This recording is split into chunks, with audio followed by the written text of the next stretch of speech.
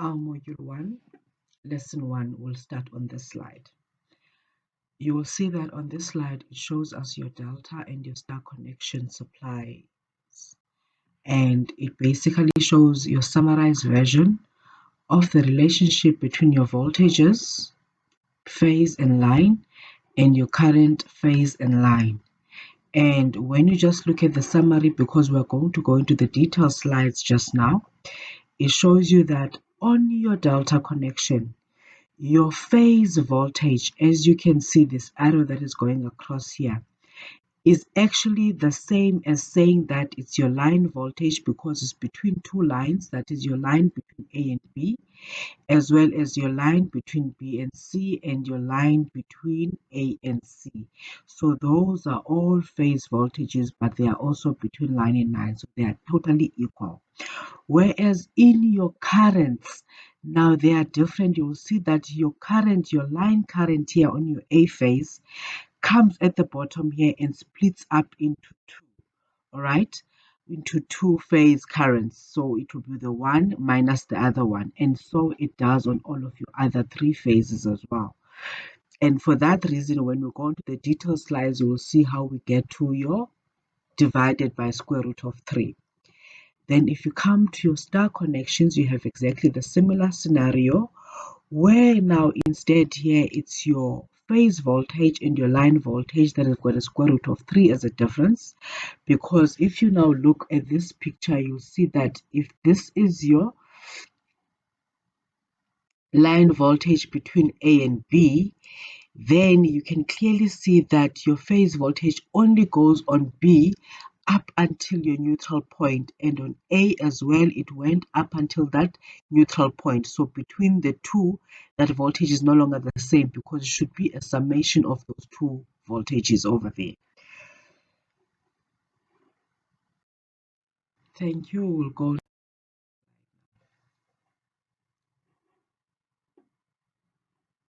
This slide shows us our star connection, and here we are talking about the relationship between your line current and your phase current. And basically your line currents are your IA, your IB, and your IC. And you will see that your phase currents are your IAN, your IBN, and your ICN. So for your line and your phase currents in this scenario, you can clearly see that your line current and your phase current up until the point of N are exactly the same. They are equal.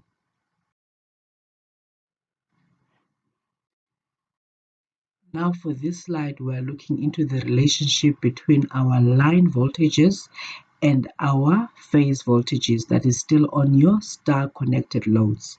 So what I have done now, instead of showing the three phases, I've only shown you two phases, and I'm going to keep showing you between two phases until we finish it.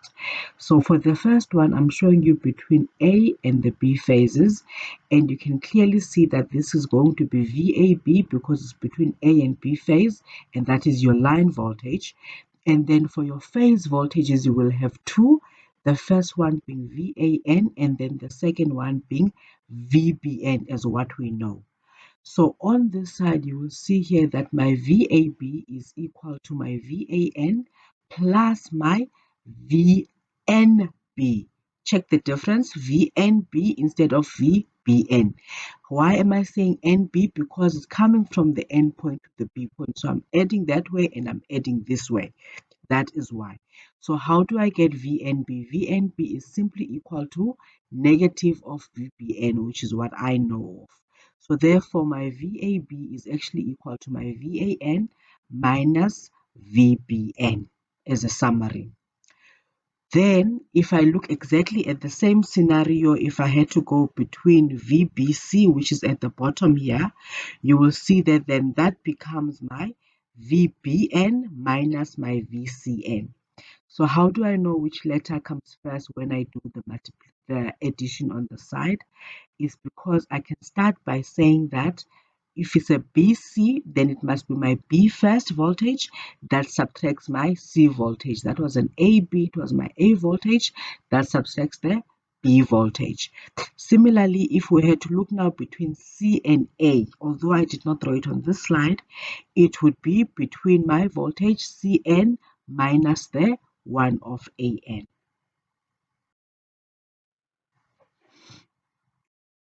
In this slide, I'm looking at the scenario where we had said VAB was equal to VAN minus VBN. So I draw in again the two phases that I want to be talking about, that is my A phase and my B phase. And then just above my A phase, I start drawing what I would call a parallelogram. And the parallelogram, what I do in order to draw it, I've already got one side, which is VAN.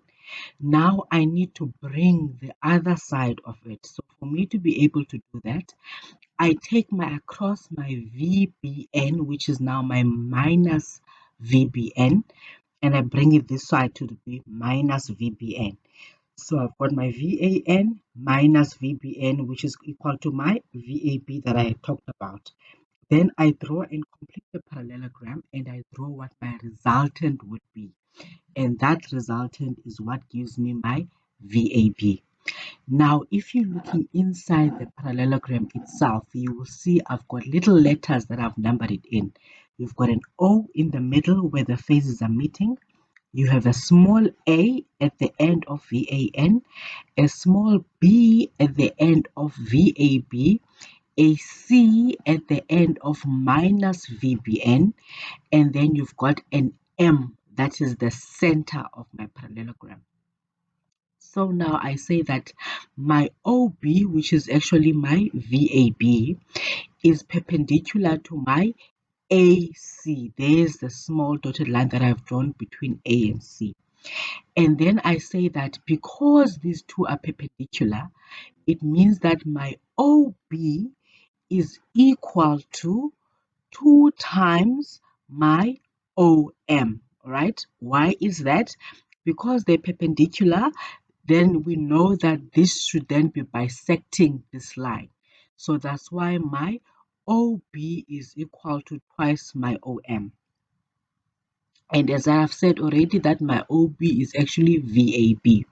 So if I move on now closer to this smaller nyana area here, I will know that my OM is equal to my VAN cos 30 degrees, okay? Because that little one angle here is equal to 90 degrees. So that's why I know this, okay? So this is my hypotenuse. That will be my 90-degree angle.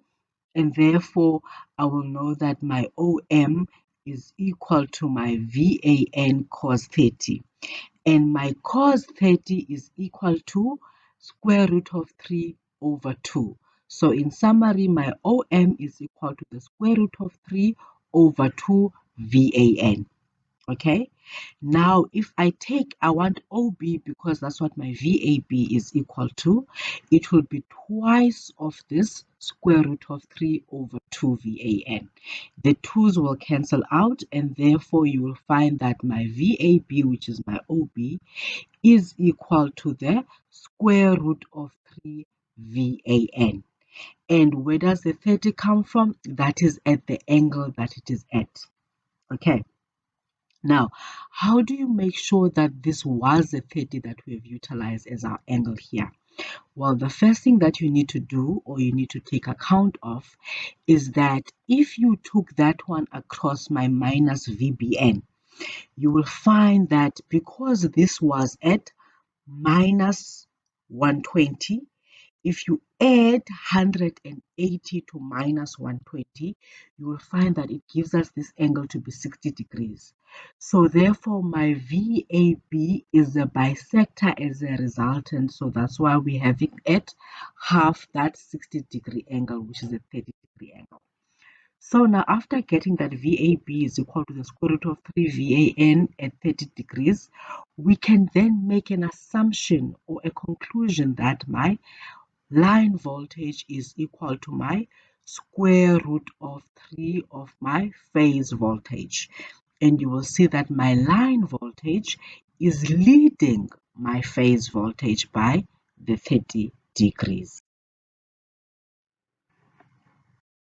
This slide shows exactly the same as the previous slide. The difference here is that I'm looking between the phases of B and of C. So that's why I have my VBC is equal to my VBN minus my VCN. And I do exactly the same thing that I had done on the previous slide. And then as the last one, which looks at my phases between VAN and VCN, okay? And I do exactly the same thing, proving that all of my line voltages will equal to the square root of 3 times my phase voltage at whatever those angles are at. And this really is a summary of what I would have as my voltages and my currents in a star connected system.